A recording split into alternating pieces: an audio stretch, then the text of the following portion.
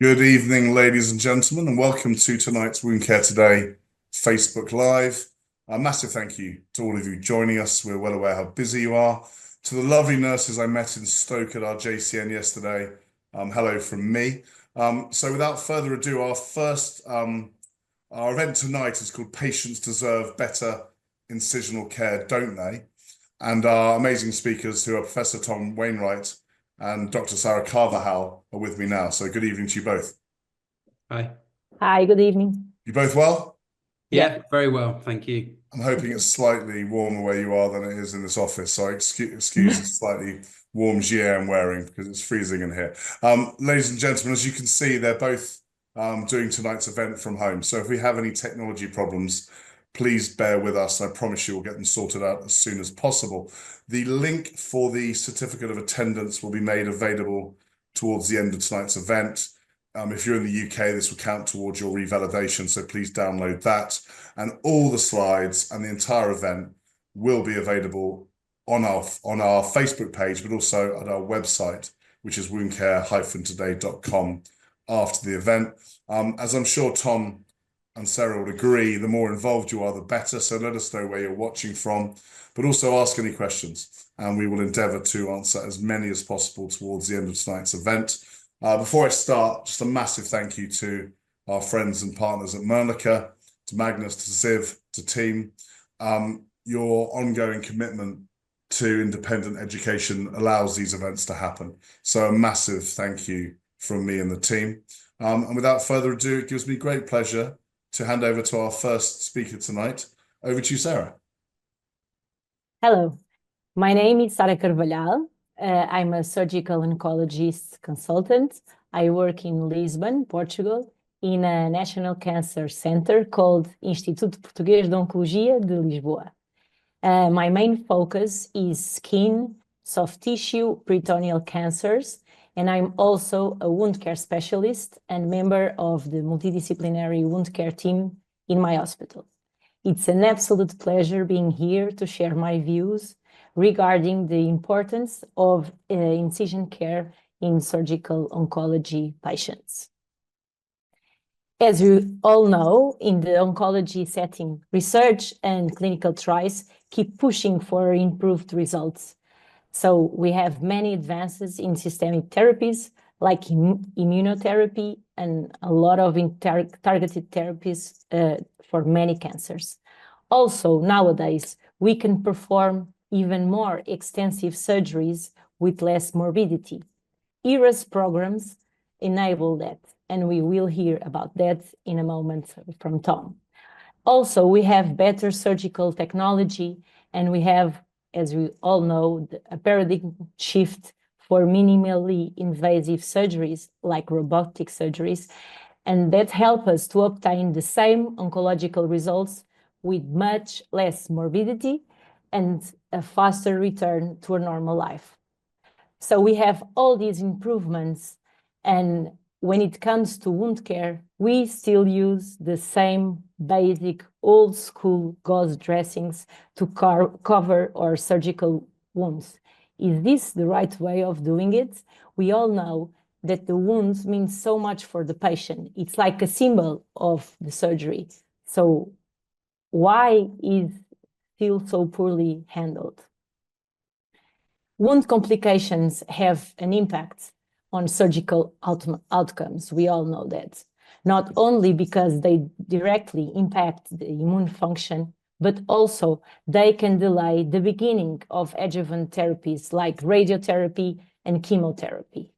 You can see in these survival curves on your right, breast cancer patients with or without surgical wound complications, and you can see you have a difference in survival for patients who have wound complication. This is true in breast cancer, but also in many other cancers like colorectal or pancreatic cancer. We all know the main complications that closed incisions can have. Dehiscence, surgical site infections, seromas, hematomas, but we must keep in mind that they usually can relate with each other. For example, to treat an SSI, sometimes we have to induce dehiscence, and other times seromas and hematomas can cause SSIs and dehiscences. And sometimes surgical wound dehiscence can become secondarily infected. Also, with increasing cancer survivorship, it's time to include also scar quality as a complication too. There are several published tools to help us to predict the complication risk in each surgical setting. I bring you this one that is specific to cancer patients, and it identified preoperative chemotherapy, increased operating time, groin, head and neck, and clean contaminated incisions as the main risk factors for SSIs in cancer patients. Knowing which patients are at risk help us to tailor our postoperative choices, choosing more advanced dressings in these high-risk settings. And talking about specific complications, it's time to destroy the myth that SSI is the most common and most serious surgical complication. It is not. In surgical oncology, we have a number of reports like this one that I bring you from a Brazilian cancer hospital with 340 patients, showing that dehiscence is the most common complication. And this is the same, exactly the same in my hospital here in Lisbon. Of course, SSI can be very serious and life-threatening, but most of the times they can be treated with antibiotics and with patient in home care. We tried to address this issue in this very fresh guideline that was out last month from International Surgical Wound Complication Advisory Panel, just published in Journal of Wound Care, where me and Tom collaborated. And we state that surgical wound dehiscence is a complication significantly underreported, and it's a very important one that remains under the radar. Let me propose you an exercise. These are both open colorectal cancer patients, both of them post-hospital discharge. You have an SSI on your left that was treated with two-staple removal, drainage, and oral antibiotics for 1 week. After that, the patient was fine. On your right, you have a surgical wound dehiscence that required advanced dressings, negative pressure wound therapy for 4 weeks, meaning the patient had to carry a device, and coming back for dressing changes, and maybe delaying the beginning of postoperative chemo. For us, clinicians, SSI is worse because we have to report it and because we are all afraid of the potential complications it can have. But from a patient's point of view, sometimes, or many times, dehiscence can be worse. One more. This is a melanoma patient that had a sentinel node biopsy. And you can see the axilla, it has an SSI, it's clear. But if you look closer on the upper right, you can see a MARSI. Patient has blisters caused by a poor quality dressing. He had a lot of pain from this blister. He even said to me, "Doctor, I don't mind infection, but the small blister is killing me." So seeing things from the patient point of view sometimes make us think differently. So let's remember why we use dressings in the post-op setting. First, remember we have to assess the complications risk before the surgery. And also, we should keep in mind that incisional care may vary according to region or healthcare system, but should always focus on reducing the risk of infection and other complications. So, with increasing risk, our focus should proceed from prevent contamination from outside, maintain a moist environment, that is optimal for wound healing, also allow patients mobility, and also stay in place. The dressing should stay in place for as long as possible. With increasing risks, we should all take in account maybe the need to absorb more fluid. Also, the dressings should allow visibility for the surrounding area, and with high-risk patients, we should consider using closed incision negative pressure wound therapy. We all know the features of the perfect post-op dressing. It should be flexible, it should be well fixed, absorbent, protective, waterproofed, and have no dead space between the wound and the dressing. We tried to expand these features with a number of characteristics that should be considered in this very new guideline that we published, like the absence of particulates contaminating the wound, the atraumatic removal, and also very important, protection of the peri-wound skin to prevent MARSIs, like we just saw in the sentinel node patient. And regarding wear time, there is evidence that is safe to prolong the wear time beyond 1 week post-op, depending on patient circumstances, of course, and exudate level, in line with the known concept of undisturbed wound healing. Of course, the dressing should be removed if it's no longer intact from its edges or if it's saturated the same. This extending wear time is possible with a variety of post-op dressings, as we can see in this paper from orthopedic surgery, using a number of advanced dressings.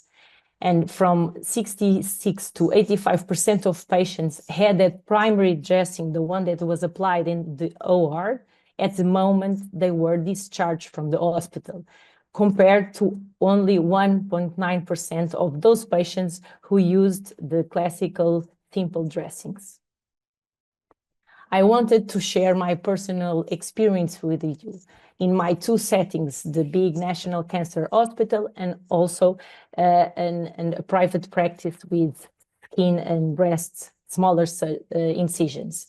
I use the advanced dressings in these both settings, and I always extend the wear time of the dressing for at least 1 week.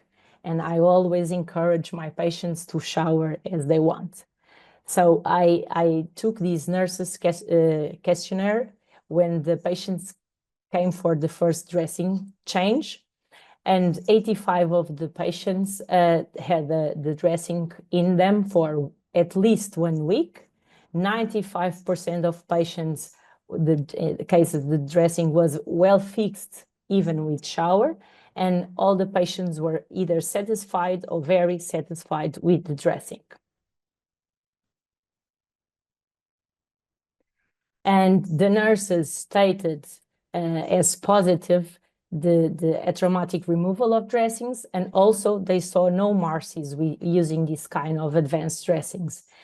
And the negative aspects, they could see sometimes a border rolling, and the dressing was still adhered, but some rolling at the borders, and also issues with suboptimal use from some other colleagues of mine that use these dressings, but they keep telling the patients to come back 2 days after the discharge or 3 days. So using these better quality dressings means you have to use all their possibilities, and changing the dressings every other day doesn't make any sense.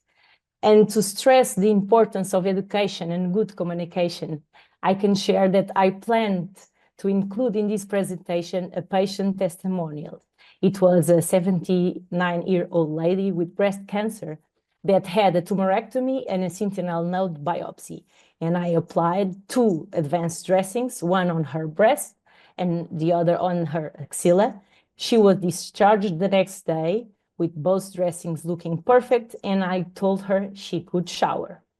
I planned to see her again 9 days after, and she already consented to give her and to share her experience. But the day she came, the nurse took out the both of the dressings before I could take a picture. Although she said they looked perfect. Even worse, when I asked the patient if she showered, and I remember I told her she could do it, she told me she did not shower because the nurses that discharged her told her she could not shower. And the nurse that called in the day after the discharge from the hospital stated again, don't shower, you cannot shower. So I got very, very disappointed. But this is what happens in real world. I don't work alone. I work with a lot of people, and it's very important to educate and keep reminding people why we are doing this and choosing advanced dressings and get everyone on board to work with us so these things don't happen. So now some cases that went well. This is a 86-year-old female patient with a local advanced basal cell carcinoma on her back, just below the neck, as you can see on the pictures. And you have the picture from the dressing perfectly adhered with the hematic exudate all on the dressing. And this is the incision 8 days post-op. And I want you, it's, maybe you cannot see so well, but this is an 86-year-old patient with a very fragile skin, as we are used to in older patients. And one more, this is a case that I like very much, that I shared in a publication previously, and this is a basal cell carcinoma of the axilla. So this is a big incision over the axilla, and we all know that axillas are moist, warm, and very mobile areas. And you can see on the picture some rolling in the top borders, but the dressing looks perfect and the incision looks perfect too. This is 8 days post-op.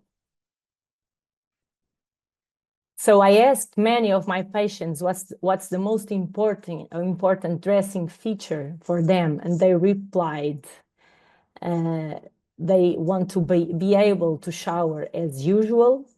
This is a very important thing. When I say patients that they can shower, most of them are super happy and surprised. Really? May I shower? And also, they all want to maintain a normal life. They want to move freely with no pain. And this is a thing in my country because most of the post-operative care is done in the hospital, and many patients live away from the hospital. So limit visits to hospital or to primary care. So for this, we need to extend the wear time of our dressings. We need better dressings. I can even share that recently I convinced my super conservative surgical boss, which is he is pro-exposed sutures in his practice, but he had himself spinal surgery, and I suggested he should use the advanced dressings in his post-op, and he did, and he loved it. And he showed me the dressing when I came by to see how he was. So my final remarks, surgical oncology aims to treat cancer patients to achieve maximal surgery with the least impact on function, cosmesis, and comfort. And incision care is an important part of post-operative recovery, and we should minimize patients' discomfort and impact in normal life. Thank you for being on that side. Looking forward to some comments and questions in the end.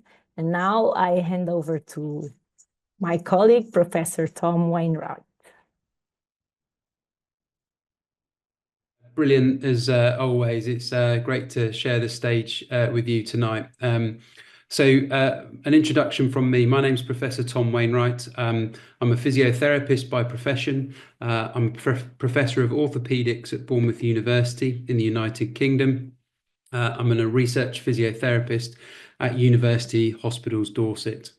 My interest in this comes from a slightly different angle, but there'll be much overlap with what Sarah's already spoken. And I make no sort of apologies for that because of the importance that I believe that the messages that we're sharing. My work really has been rooted in something called enhanced recovery after surgery, which I'm sure will be a familiar concept for many of you. And over the last 15 years, I've worked within enhanced recovery pathways as a clinician, a manager, and as an academic. And more latterly, as length of stay is reduced in orthopaedics, my research interests and clinical interests have looked to post-surgery and how we can optimize recovery.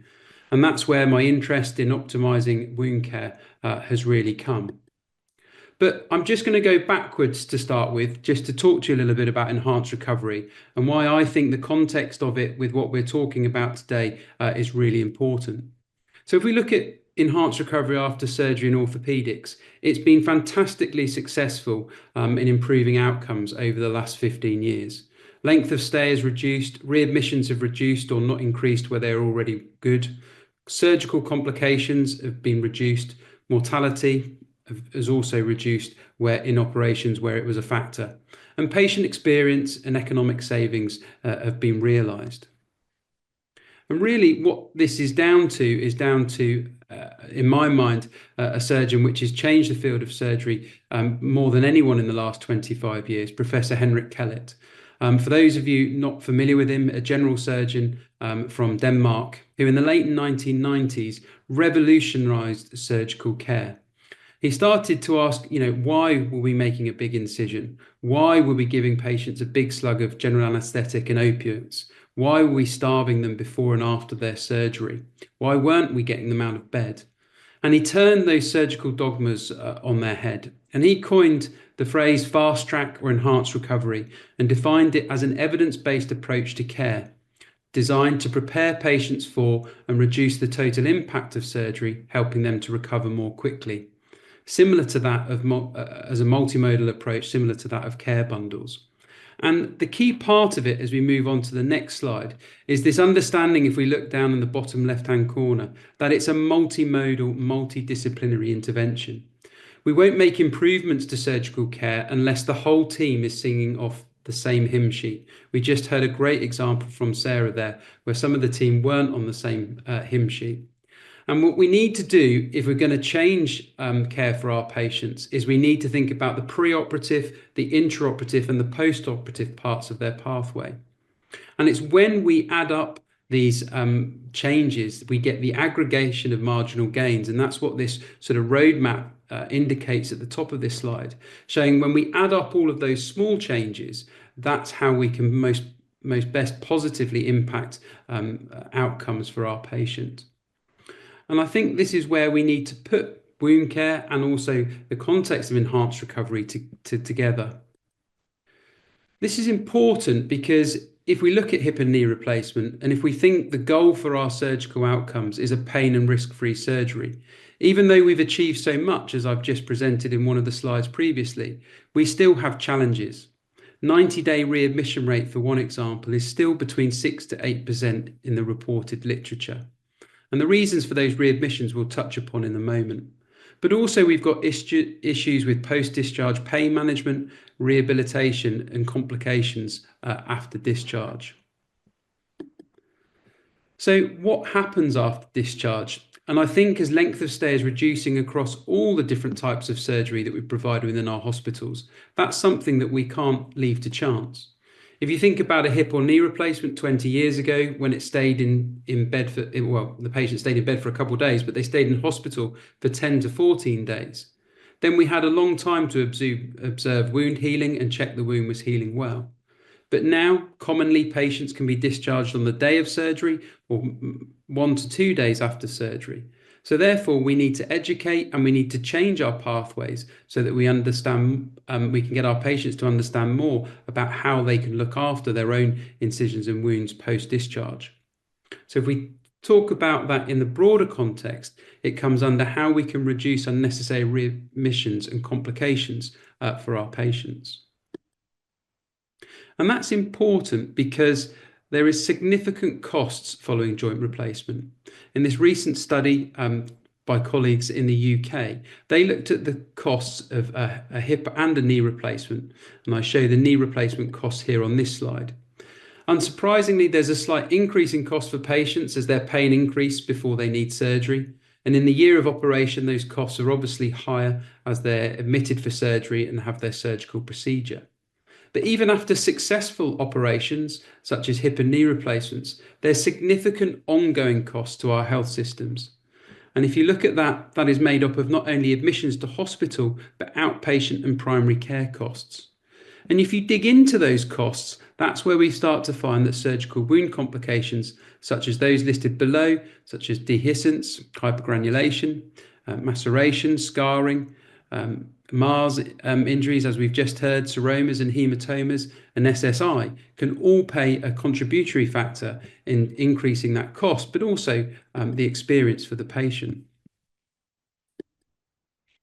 And this is really important because in this review paper that I was one of the authors of, published in JAMA Surgery a couple of years ago, we talked about how much progress had been made in terms of enhanced recovery and its implementation across many different surgical protocols across the world.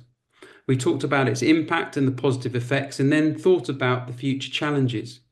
But when I was preparing this presentation and recently returning to this work, not at one point do we mention wound care. And actually, if you look at the IRAS guidelines and protocols that have been published, there is very little guidance on what we should do with our wound care within these protocols. And I, as lead author of the hip and knee replacement, can say that we didn't discuss it within our guidelines that were published around 5 years ago. So it's absent at present, and we need to join the world of enhanced recovery and perioperative optimization with surgical incision care and wound care. And this is important because there's no point in us putting all of this emphasis on reducing length of stay in hospital for our patients if we have complications post-discharge. And as we've reported in our recent paper that Sara has already highlighted, we underreport the number of surgical wound complications. 15% of post-operative patients develop surgical wound complications. That's a staggering amount when you stand back and think about it. 5 to 15% of those require hospital readmission within 30 days. And SSIs occur in 2.5% of all surgical patients. Of course, there are differences across procedures, and there are differences across the world in higher rate and different rates in lower middle income countries, etc. But that rate is still high and something we can work on. And not only is there an impact to the patient, but they significantly increase healthcare cost. The cost of care for arthroplasty patients with SSIs is 5 times higher compared to normal costs. That's massively significant for any health system. And in my own health system in the NHS under financial pressures, that's very significant. So if we go back to some of the questions that Henrik Kellett asked us when he was implementing enhanced recovery and asked us to ask ourselves when we were trying to optimize our surgical pathways, I think the last one here particularly resonates when we think about surgical wound dressings. What is it that we cannot control? Well, I would hasten that actually we can control how we screen patients and make risk assessments, like Sarah's already outlined, our choice of dressing, how we educate patients around self-management, and also I think in the future how we choose to monitor and surveillance of our wounds post-discharge. We could also potentially increasingly use technology and digital images and other such techniques so that we can get a true picture of how many complications we have and also how best to manage those complications. So what is the ideal post-surgical dressing? Well, as Rydian Jones, an orthopaedic surgeon from the UK, and his colleagues published, and we've already heard from Sara, we want flexibility. And from a physiotherapy perspective, I definitely want this so it doesn't impede patient movement. There's no pulling of the skin, so I can get them to complete their exercises and get them back to their normal activities and normal activities of daily living. And we need good fixation, absorbency, skin protection, water resistance, again, something I think is really important. To allow patients to shower and return to their normal activities. Elimination of dead space where necessary. patient comfort and atraumatic removal, reducing the risk of compromising skin integrity, and visibility of incision if possible. And we need to allow this undisturbed wound healing. So we have good consensus now within the document we've recently produced, but also evidence from the orthopaedic literature that post-operative dressings can be left in place for at least 7 days. And there are papers now saying, 10 days is no problem either, or until the sutures are removed on a clean surgical site. And the dressing should be removed, however, if it ceases to be in contact or detaches from the wound edges. So we still need to surveillance these wounds, and we still need to train patients, especially if they're going home early after surgery, to understand when the wound or the scar is not healing properly. Because at that point, of course, the dressing needs to be changed or removed. However, in most patients, they can leave it in place for 7 days at least. So to allow this, we need to move to advanced or more modern dressings that allow these longer wear times, reducing the frequency of dressing changes. They have superior exudate management, minimizing maceration risk. They have enhanced patient comfort. There's least or reduced trauma during dressing changes. And we also have this improved flexibility, allowing for greater mobility and allowing normal movements to occur. Our practice and experience published and presented at the recent Enhanced Recovery ERAS Congress. We looked at in our total hip replacement patients with an advanced dressing. 96% of our dressings did not restrict movement or irritate skin when we asked patients when completing their exercises. At 3 weeks post-op, there was an average of 4 to 5 showers per patient that they undertook during that time for our patients. Most of them, 85%, were very confident in wound care at home, and 96% of them received contact information if there was going to be any issue with their wound. They knew who to contact and what to do about it. When we audited it against the ICE-CAP checklist, we did identify that we could improve preoperative nutrition and lifestyle advice in regard to wound healing, but we had no post-discharge SWCs. And of course, I think in the future, we may see some procedure-specific checklists, may that be for hips or knees, which might help to enhance future outcomes depending on the type of surgery completed. So looking at those educational gaps in wound care, I think the shorter hospital stays that we're seeing in orthopaedics demand self-managed care from our patients. So we need to change our approach in how we teach patients to observe their wounds post-discharge and get them to understand when they need to seek help or advice on healing. But we need to do this in a responsible manner, not to over-worry them, but also to ensure that we can still detect any issues early, and therefore we need to educate them, not just the patient, but also their caregivers and health providers in the community that they may come into contact with.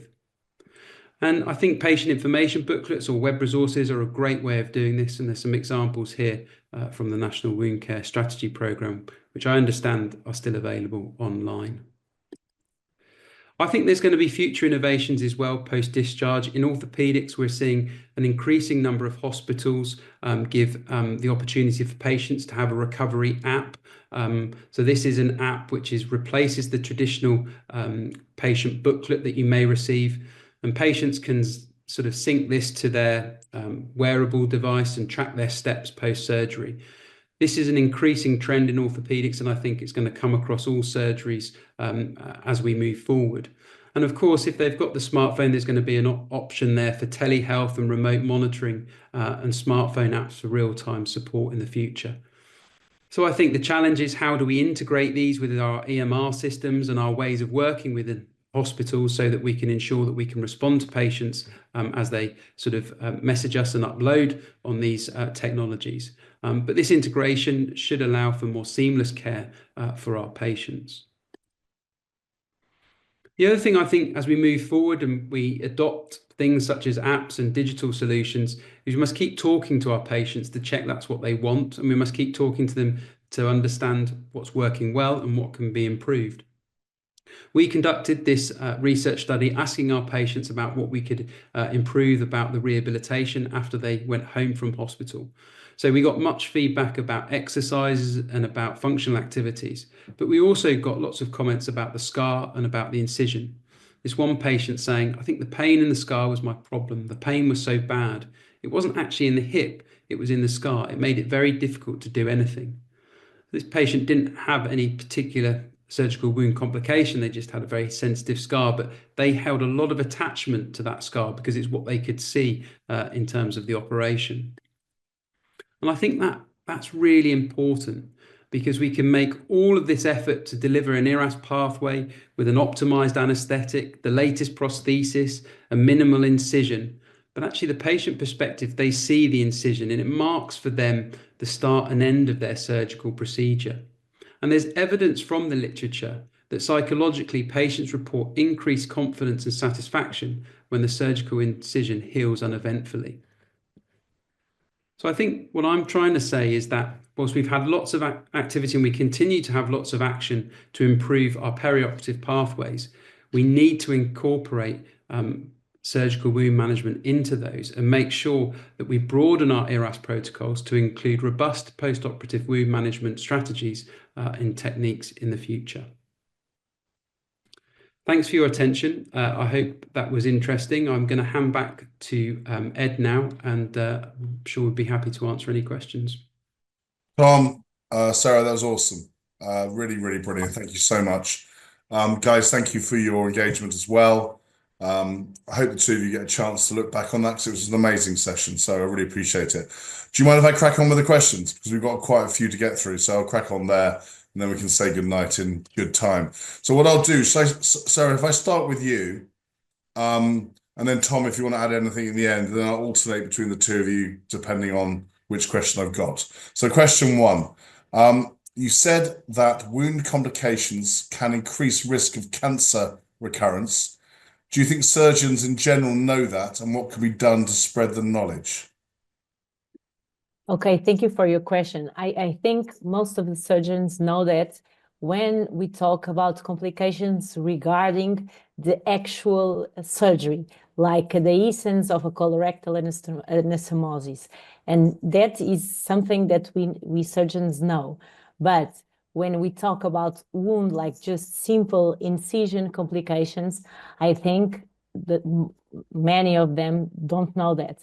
That's why I chose breast cancer, because breast cancer, you don't have nothing inside. So it's the incision is the main complication of breast surgery. That's why I used it. But I think this is a very important question. And sometimes surgeons are too concentrated in making a beautiful surgery. And of course, we don't like to have any complications, but sometimes we tend to forget the late consequences of what we do. And I think it's very important to keep this in mind and to just spread the word, to try to make the surgeons more responsible for the wound complications, because we all know that are still many surgeons that see the incision care, it's not their business, it's the nurse's business. And I think it's time to change that, and that's why I work for every day. Thank you. Tom, do you have anything to add to that? No, Sarah's very much the expert in that field, and I thought it was a really good answer. Brilliant. So question two, thank you, Sarah. Would you recommend any patient who has recently received cancer treatment and is facing surgery to have an antimicrobial post-op dressing in view of their immunocompromised health status? That's a really good question too. But regarding antimicrobial dressings, we have a lot of data that there is no a very big benefit from using that kind of dressings. In very high risk patients, we have recent data that show that negative pressure wound therapy dressings for closed incisions can help. But in maybe the question was about someone that had the immune function impaired, right? Yes. there is a high risk patient, but it depending on the type of the surgery. If we combine a high risk surgery with a high risk patient, it could have indication to use more advanced dressing. But my opinion regarding antimicrobial dressings is that we don't have so much data to use them. Thank you. Thank you. Tom? Again, very much Sarah's field of expertise and not mine. I think a very sensible answer. So question 3, Tom, to you. Please elaborate on why ERAS protocols don't include incision care. Very good question. I think historically, and I say this in general terms, when you are developing a guideline, it's obviously an evidence-based process, but it's also a process where you are seeking to be sort of agnostic in terms of product or specific things. So there is a fine balance to play there. I think as they are revamped, as guidelines always need renewing. I think the key thing that will change it and get dressings included in the future is a move from the guidelines stopping as they do at the moment at discharge from hospital. This is the step we've got to take. So the emphasis in enhanced recovery has always been about reducing hospital stay. So they all stop at discharge, whereas now length of stay is reduced, we have to think about recovery of our patient. And so if we start to think that and about post-operative complications and post-discharge complications, then without doubt, we're going to have to start discussing wound care. So I think it will come as all of the guidelines are revalidated and updated in the coming years. Brilliant, thank you. Sarah, shall I move on, or you want to add to that? I completely agree with Tom, and I think it's starting to change. So I think fantastic. It will come. And yeah, in one of the slides, Sarah and I published an article with our colleague Kylie from Australia, sort of saying that we need to do this. So we're very much of that opinion. Good. Question 4. So Sarah, you suggest to wear from 7 up to 14 days. Are patients okay with this, seeing blood in their dressing, etc.? You have to explain your patient. So as part of the presentation, you were talking about how dressings can stay on for 7 to 14 days. And I think the challenge is, are patients okay with that? Yeah. It's such a long time, and sometimes you have that strike through and you might see blood, and would that scare them potentially? Yeah, that happens sometimes. You have to explain your patients that blood spots on your dressing are okay, and if they don't expand and they don't saturate the dressings, they are fine, and that's no problem. And my experience is that when you explain that to patients are okay with that. They understand. Thank you. Tom, happy to carry on, or you agree? Obviously agree with that. I do, absolutely, and I think it just flags the role of where we have to change the emphasis in our interactions with those patients. We have to move to more of an educational interaction with them rather than just putting a dressing on. And so I think that will be key. And I think also, as I mentioned in the presentation, the option in the future as things develop for sort of digital solutions for those things to be checked or for feedback, I think those systems, may well facilitate, the easy checking of such concerns. Brilliant. Thank you, guys. So Sarah, I'll go to you with this one. You discussed that longer wear time is best. My surgeon wants to inspect the wound frequently. What can I say to him to make him stop? That's a very tricky question. I know that many surgeons want to check the incision every day.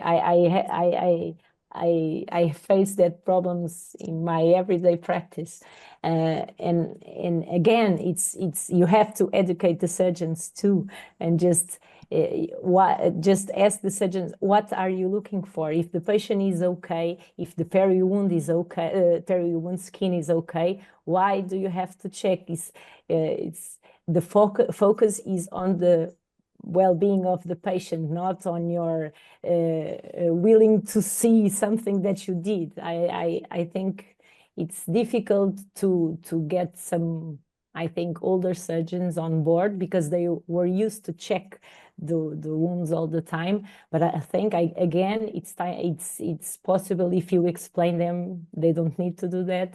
And every time they take the dressing out, all the environment from the ward gets a way of entering in contact with the incision. I think they understand, and it takes time, but we can change their attitudes. Brilliant, Tom.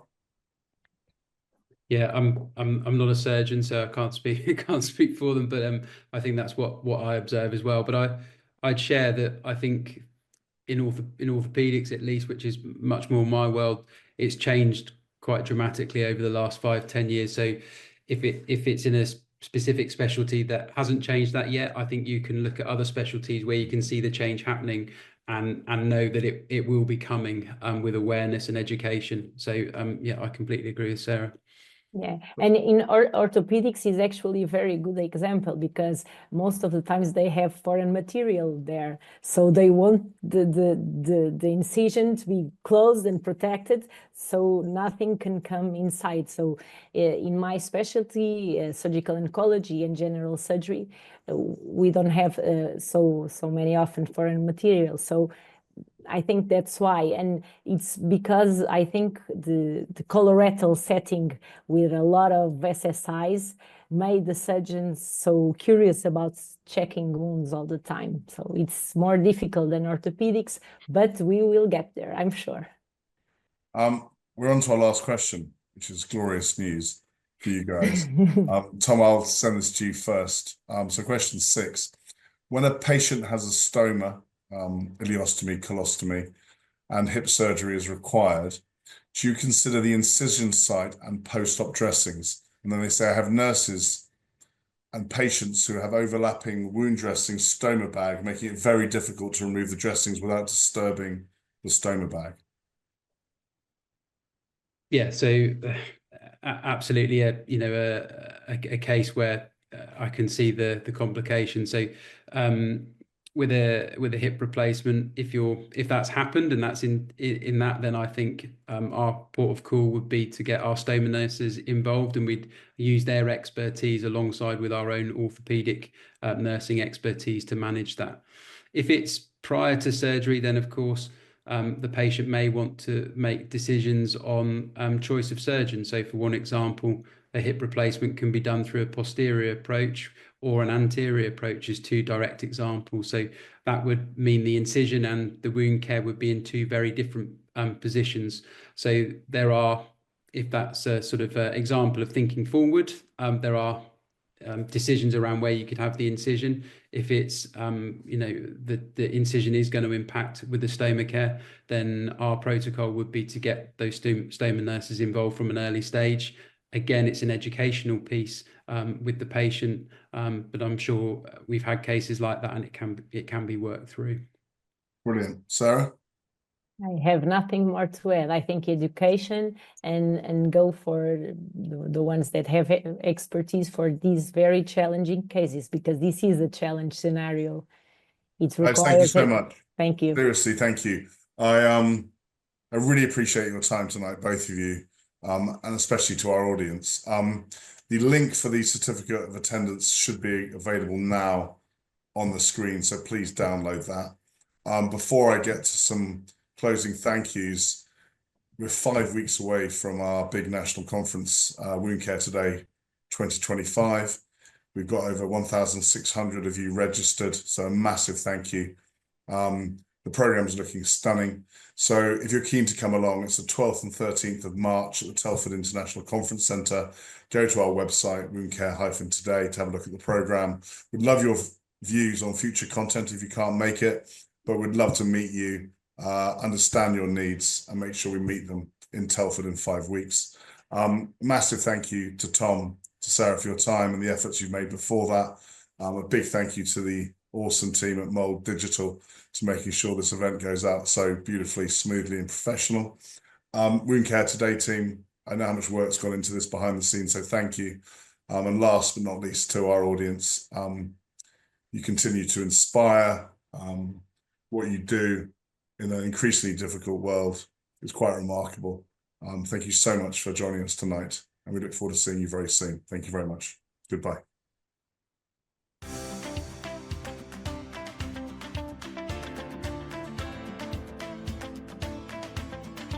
Yay.